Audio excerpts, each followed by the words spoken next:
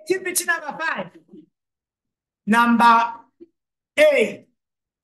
You are given f of x. And then they say determine f inverse of the function in the form of. Now you should be careful here. Let's look at this one here. Hot, hey, don't sleep. Look at this one here. Here, with this one here. Hey, look at this here. Here, they just said determine the inverse. They didn't say determine f inverse. Why they didn't say f inverse is because the inverse is not a function. But with this one, look at what they're saying here. Look at this one. This one here, they are bold. They're saying determine f inverse of x. With that other one, you simply wrote it as y. You can't write it as a function because it's not a function. But the next activity that we're going to be doing will be making it to be a function, but it's not a function.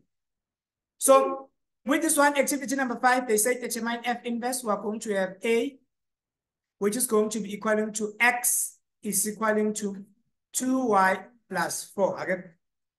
And then you have x minus 4, which is going to be 2y.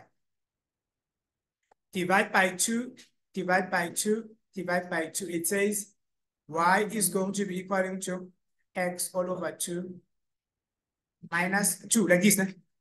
Yeah, and then for something like this, they will give you 1, 2. And then they say draw these things on a set of on the same set of axes. If you draw this on the same set of axes, you need the x-intercept and the y-intercept. Straight line, you don't have to use the table. You can use the table if you want to. But if you have the x-intercept and the y-intercept, you should be fine. So x-intercept, y should be 0.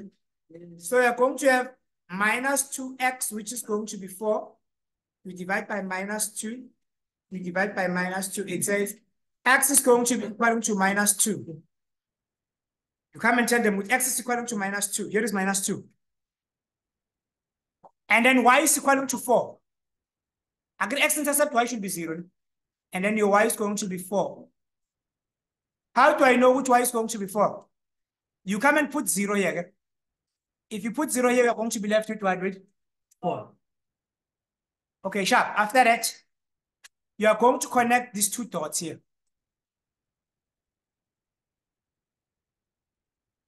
And then this is going to be a straight line.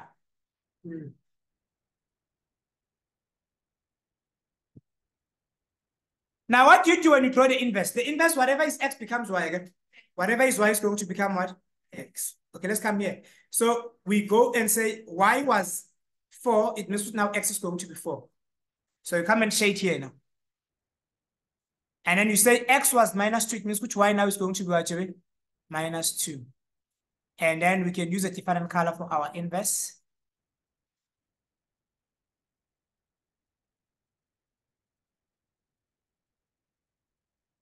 Undo. It doesn't look right. Let's do the right thing.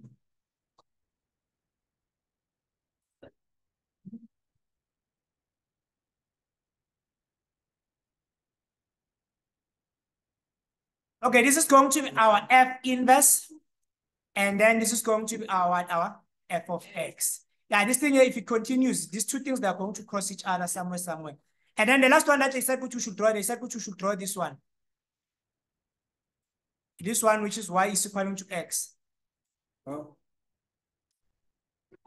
They said that for a second. No. They said it. Huh? Yeah.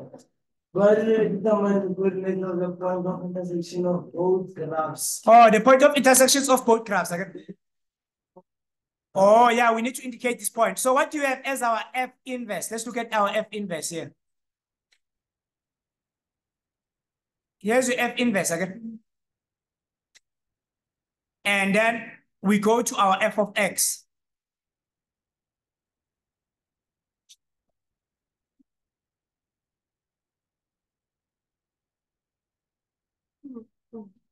Point of intersection of the two graphs, we are going to have something like this. We have 2x minus 4, which is going to be x all over 2 minus 2, like this. No? Minus? Or it's plus 4 here? Okay, from here, you can take this one to this other side. Okay? And then you take this one to this other side. It says you have 2x minus x all over 2, okay? Which is going to be minus 6. No? And then if you say 2 minus a half, what are you going to get? You get 3 all over 2x, which is going to be what to be minus 6. You divide by 3 all over 2, you divide by 3 all over 2, what you get as your x? Huh? 4. Minus? Positive 4. Minus 4. Okay, we got our x value. We want to know what is going to be y. We come and substitute here. If you put minus 4, you get what? So the point it says which you're going to have minus 4 is to what is to? Minus 4. And then you are done with that one.